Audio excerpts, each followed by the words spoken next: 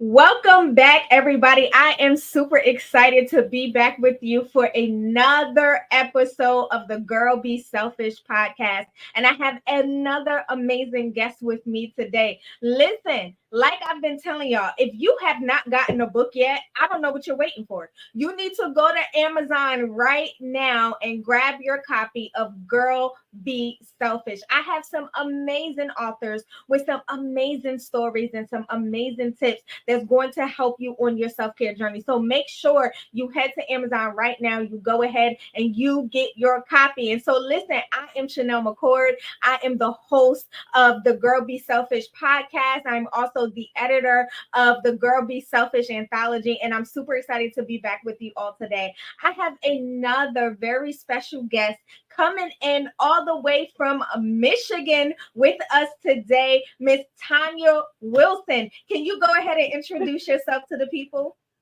Absolutely. I'm Tonia Wilson, like she said, from Southfield, Michigan, like 15 minutes outside of Detroit, and I'm so happy to be here. I'm also, if you some of you have listened to the podcast, I'm actually um, one of the co-hosts of Conversations Between Widows.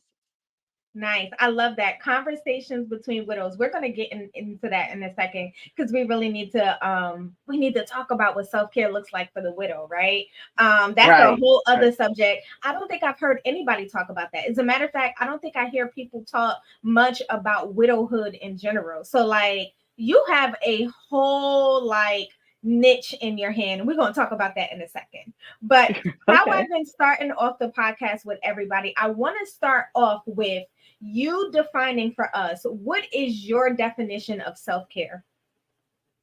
Ooh, I think it goes off of my title.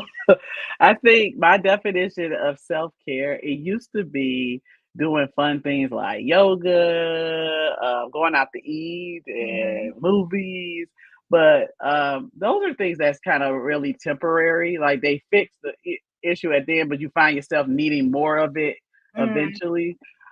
So how I started looking at self-care is it doesn't necessarily have to be monetized in that way, but more so what would feed my soul versus a temporary feeling. So Mm-hmm. my definition of self-care is investing in yourself. Um, I started looking at my passion again. I work in a career that's always changing, which is in telecom. And I wanted something that I'm passionate about. And that I can fall back on because I always tell it, and I tell all my line sisters right now as well, is when you find something you're passionate about, Mm-hmm. when stuff around you is happening, you always can draw on that passion that you have that you control Mm, that is that's just good. right. Yeah. So self-care for me is actually invested in myself, which is podcasting Mm-hmm. and doing things in the widow community that helps feed my soul. I also do community Mm-hmm. service through my sorority. I was doing it before through my job before we were bought out. So it was different things that would feed my soul that way versus always doing it. But I still like me a good yoga. I I know that's still like me a good going out. And if right. somebody will babysit my kid for a weekend, that's usually I have done that before where I took a weekend off, had somebody watch my son being a widow. You Mm-hmm. need some time to yourself. And that's one of the things you have to constantly pour into yourself when you're going through a grief journey. Yeah. And Yeah. so having that moment to myself as well, that does as that serves as self-care as well and setting up Yeah. boundaries. I mean, it's a whole it's a Yeah. whole journey. Yeah. Yeah, yeah. You said something that struck me. You said you basically define self-care for you as the thing that feeds your soul. Yes. That is so profound and so powerful when you talk about, because you talked about how self-care for you was tapping into your passion. Like that's what fed my soul. And so I'm tapping into my passion. And what I loved about it is there's so many different ways you can do that, right? Because you Right, have a right. passion on speaking on these things. So I can podcast, I can do seminars, I can do workshops, I can, write Right. books or whatever the case is. There's so many different ways that that can manifest. And I think that's important for people to hear and understand that when you're finding the thing that feeds your soul, there isn't one way to it. There's several different No. ways that you can manifest it and that you can be creative with it. So I absolutely love that. Yes. That's basically how I felt. It took me a while to get to that point because it's not something where you get to it right away. Like, oh, Hmm. I think for a few years, probably 1 or 3 years into after my husband had passed, I kept thinking, what is my purpose? What am I here for? Because, Yeah. I wanted to know what am I passionate about? And so a lot of that, I had to dig into myself. I Yeah. had to go in there and try to heal some of the childhood trauma Yeah. because grief does, unfortunately, Yeah. with grief, you thought you over stuff unless something, traumatic happened to you or something that Absolutely. triggers something, all everything that, formed you or made you who you are starts to get questioned. So then you start to Mhm. heal that trauma again. So healing that trauma, and as I was going through, I would go to a therapist, and she always said, "Well, do some social self care. What did you do today? Did you go out? Did you do this?" And I would do that, but it was temporary. So then I had in my Mhm. head, I was like, I have to find my passion. I really Yeah. do have to find out what I'm passionate about. So yes, passion can be all kinds of things: Yeah. seminars, writing, reading, Mhm. um, just being, in a place where you could be authentically you. You know what I'm Yeah. saying? You want to be yourself. It's kind of like, I ain't gonna say be yourself naked, but it's kind of like be yourself naked almost in a I like it. clear speech. Yes, where you can just let go and Mhm. it feeds your soul. You know what I'm Yeah. saying? Yeah. And like right now, I never get tired of podcasts. I might be like, oh, I don't know if I feel like it this Sunday or not, because that's usually the day that me and LaSharvin podcast on. Right. But I'm never tired of it. I love Mhm. what podcasting does to me. I love how it opened up so many doors, how I talk to, I have a friend group and we all over, it's New York, um, Nice. California, and Baton Rouge. And Okay. we talk once a week. It just opened up so many layers. So I don't just have friends centralized in Michigan. I have friends around the I world. love it. I love it. So I love it. You said a couple of things that I want to highlight and kind of point out. You said first, doing certain things were like temporary for you. Like it helped me to feel good in the moment, but then past that. And it reminds me of, I always say that self-care is a lifestyle, it's not a binge event. And oftentimes what happens is we'll binge self-care, right? We'll do the things. right. Okay, this weekend I'm gonna get my hair done, I'm gonna get my nails done, I'm gonna go to the concert, I'm gonna hang out with my girls, I'm gonna go to the Right. restaurant, and we'll have like this great like moment.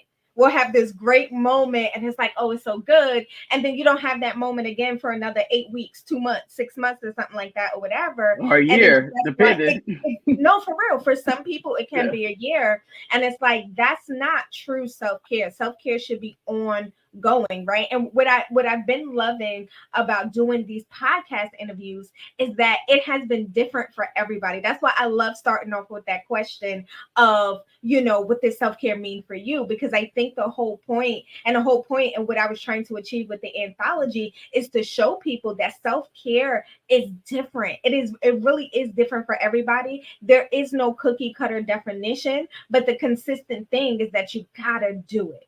Like you gotta do Right. it. It's a commitment, right? And so as we talk about that, what I want you to do, because I think it is segue into the conversation.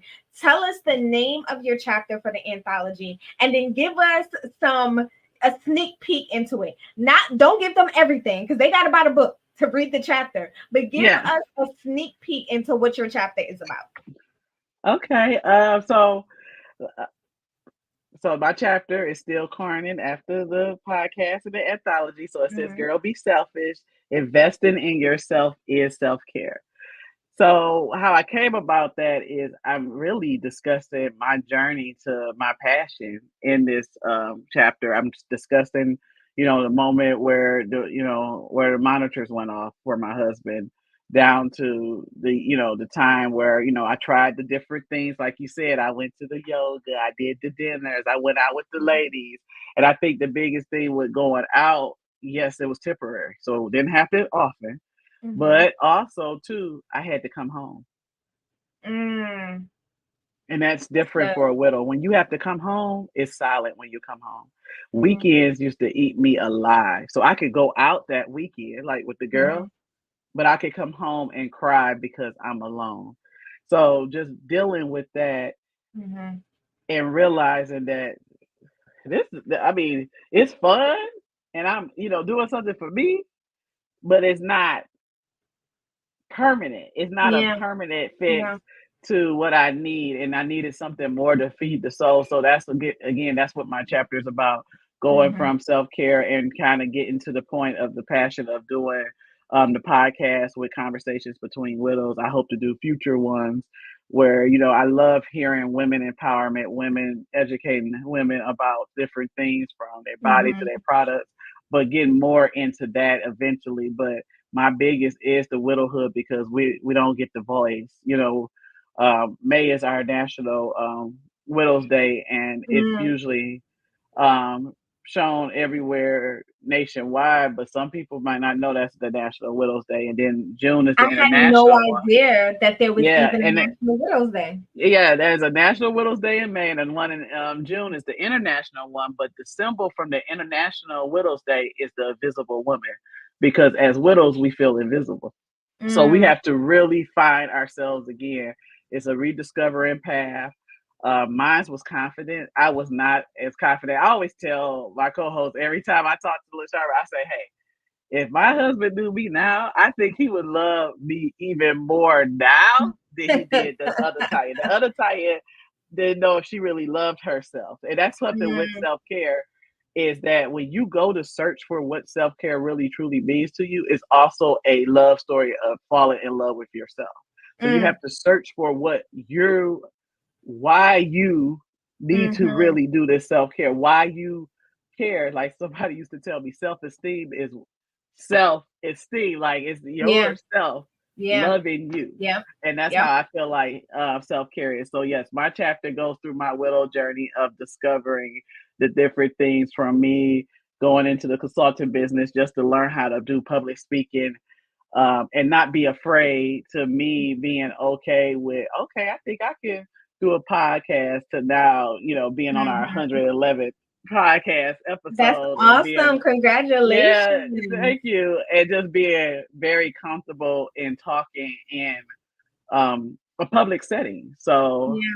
Yeah. that's, Yeah. that's what my chapter. I hope I didn't give too much away, but No, I think that's no, you still the no, gist of it. you didn't give too much away, but I love it. Okay, so this is giving me life right now because I love how you basically found yourself through widowhood.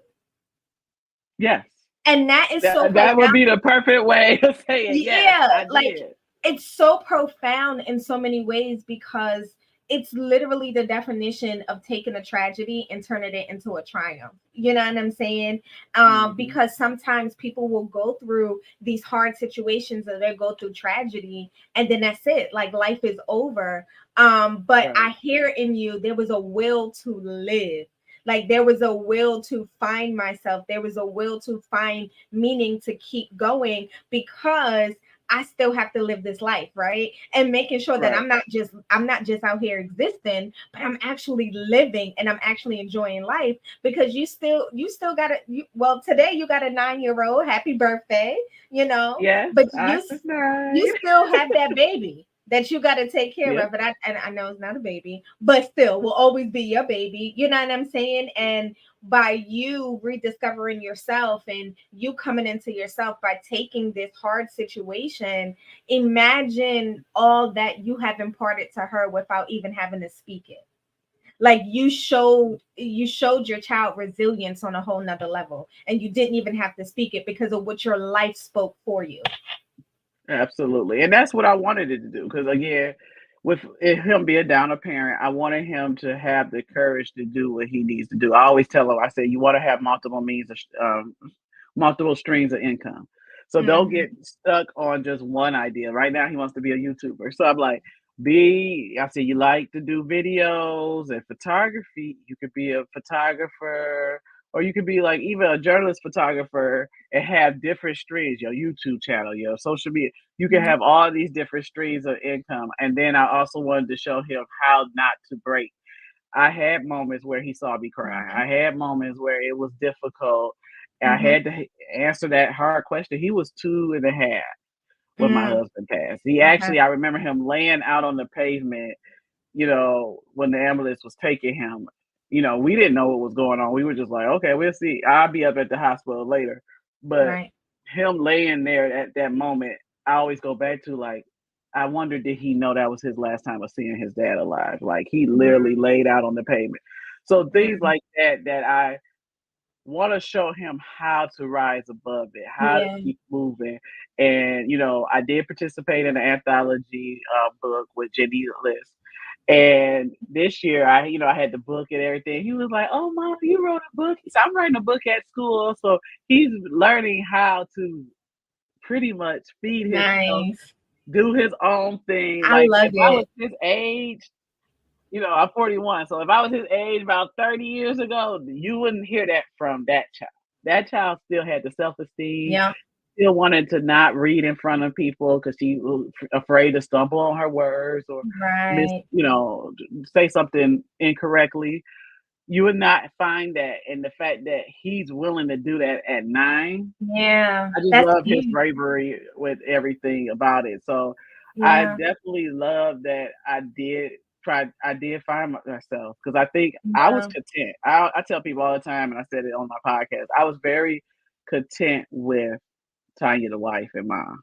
Mm. I didn't want to go up any higher at work. I didn't want to do any more, any less. I was just stuck on Tanya the wife and the mom. And when my husband Othello passed, I everything stopped. I used to Yeah. write plans down. Like I had my vacation, what I was gonna do next. Mhm. I stopped planning for years, like a couple of Mm. years straight. And I was like in a whole widow fog. So Yeah. that goes in that process of how do I feed me? How do I make self-care part of Yeah. me? Because again, that was something I thought, Yeah. going to get a pedicure and a massage was it. But it really is how you feed the soul Yeah. and Yeah. how you can still love you throughout everything. Because at the end, Mhm. you are who you have. So you Yeah. have to make Come sure on. your cup is good before you can pour into somebody else. That's it. Listen, I wanna pause for a moment and I wanna sidebar. And first of all, I wanna say kudos to you, mama. Oh, Kudos to you, mama. Because I hear what you're saying about your son. That is really credit to you. And that's really credit to what you poured in and your level of resilience. And so I don't want to run past that. Kudos to you, because you're doing it. You're showing him a different path. And I want to say kudos to you because you didn't shut down your child's dreams, but you encourage them to find different ways to go about it. Because oftentimes, like we hear a lot these days where kids are saying, "Oh, I want to be a YouTuber," or whatever the case is, and parents are like, "You need to go to college and be a doctor or something like that. You ain't going to be a YouTuber." First of all, let me say this: YouTubers are out here winning and are making money. Okay, first, Yes, okay, yes, because listen, yes. if I had this, and I just might become a YouTuber. Okay, don't judge me if you find me out here I did YouTubing. look into it myself. I was like, well, maybe I could Listen. just be in the background with the shades. Listen, they're out here making money. But I love, love, love how you didn't say, maybe you should consider something else. You were just like, okay, you want to YouTube? Well, listen, look into photography, look into journalism, look how you can do all of these things or whatever to this aspect towards your dream. There is nothing more empowering for a child than to have a parent that believes in their dream and not shut that down. Yes, And so, for all the parents out there who are listening, I really want you to take this as an example. Hear what your child is saying and steer them on the path and not the path that you mhm, think that they should take, right? And not to go into it, but this is how a lot of trauma identities are formed because there's so many yeah, adults that I talk to as a therapist, and it's just like, oh, I went down this career path or I did this because my parents said that or they thought that was what was best. And it's just like they're miserable and they absolutely hate it. You know what I'm saying? And so yeah, I just want to absolutely. stop and I want to say thank you. Thank you, thank you, thank you for encouraging your child even from this age to follow his dream and his path. And he know, see, the wonderful part about it, he know that his mama is down for him.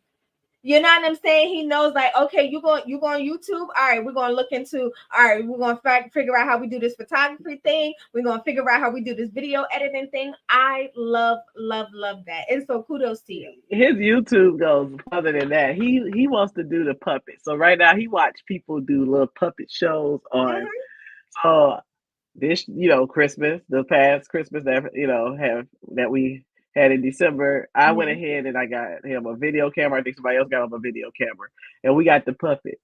And he was doing his videos. He even had found him a beat website where he could go and get a little beat, and he was trying to rap with the puppets. Now, I'm not saying he I killed them. love it. I love it. He might be Ron DMC because it was like, very ABC-ish. But um I do say you want to pour into the kids' creativity. That's what this Mhm. era is. This is where we at now. Mhm. We're not in your standard surgeon, fireman, police. Those are still things Come that on. kids aspire to Yeah. be. But now, because of social media, Yeah. because of everything out of Yeah. here, and the AI technology, all of these things have now entered into creativity mode. Come on. And eventually, being your own authentic self is going to be what sells out here and gets you 100%. money. So Yeah. that's what I wanted him to understand. It's like, okay, you have this, but I want you to do other things because when one stop, you have something else to keep you going. Come And on. that's the thing about Yeah. where I'm Yeah. trying to teach him. Yeah. What you were doing for your child's confidence is just, it's like, he's gonna, like, you're not gonna be able to tell him nothing. Like, he's just gonna believe in himself so much, like, because at this age, when that is cultivated, imagine what happens when he's 41.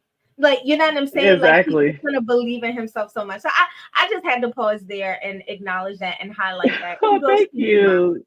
Kudos to you, mama. Thank So you. all right, let's get back. Let's get back. We did the parent lesson for the moment, but I had to go Yes. there. And so, chapter, the title, you use the word investing. I love that word. Tell me why you Mhm. chose the word investing as it relates to self care. Because it depends on, like, again, mine was based off of passion. So it depends on the passion or what you consider will feed the soul. I had to Mm-hmm. invest time, I Mm-hmm. had to invest money. So because time and money are investments that you put into something, that's why I use the word investing. Mm-hmm. Also, investing reminds me of growth. So you're Mm-hmm. investing in this particular thing and for the opportunity for it to grow bigger than what you imagine. Yeah. Yeah. So Yeah. investing in your self care. So that's how I look at the word investing. Yeah. It's like my No. growth. It's like a form of growth for me. Yeah, no, I like it. I like it a lot because a lot of times people will see, like, if I have extra time on my hands, we'll see it as I should be doing something. Like, right? Right. And so we see, a lot of times we see what should be an investment as an expense, not an Yes. investment. Like, and with an expense, you just give out and you get nothing in return. But when you invest in something, there's a return on that investment, right? And so even as you talk about that in relation to self-care, like, I get a return on the investment of the work, the energy, feeding my soul. As I feed my soul, there's something I get back. There's passion I get back. Absolutely. There's energy I get back. I get to do the thing that I love. I get to affect the lives of different people, right? That's the return on the investment that you put in. So I love, love, love that word investment. Yes, and that's the reason why I received it. And you touched on something really important, which was the lives you impact. So there are times in any passion that you might be like, oh, maybe it's time, and you're ready to give in. I was just Mhm. reminded again by someone who reached out to me randomly on a Facebook DM one day and was like, "Are you the co-host of conference?" I was like, "I am," but you'd be suspicious when people start asking you Right. questions. So when I told her that, she said, "You don't know how much those podcast episodes impact me." And so I Wow. ended up telling her about the support group that I serve on the board for with Young Black and Widow Incorporated.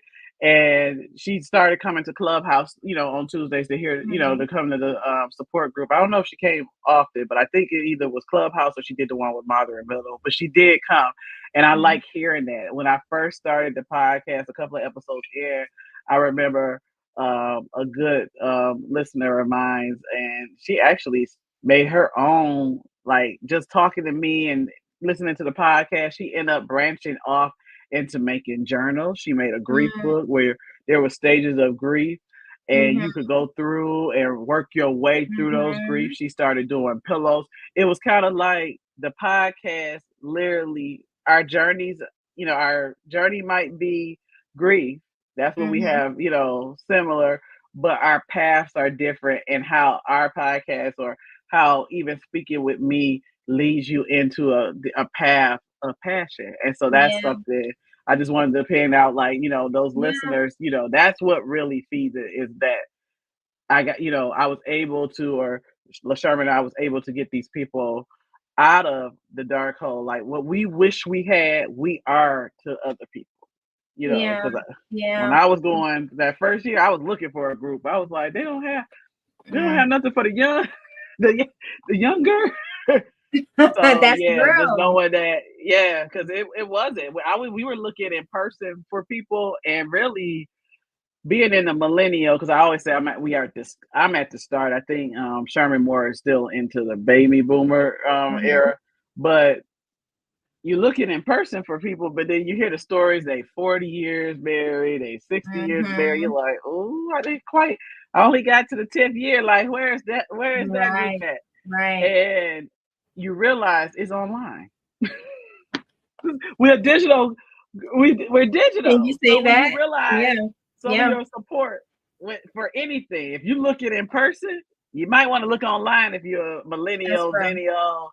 zennial, Generation Z. Like it's Yeah. probably online. It's probably So online. yeah, Yeah. we wanted to be that source to people. So again, that's how that kind of feeds the soul for me. Is that when somebody Yeah. comes back and tells me that I made a difference, that I talked to them, it was times they turned the podcast on and it just, was a breath of fresh air, or, Mhm. it brought light to them. Yeah. I really appreciate it.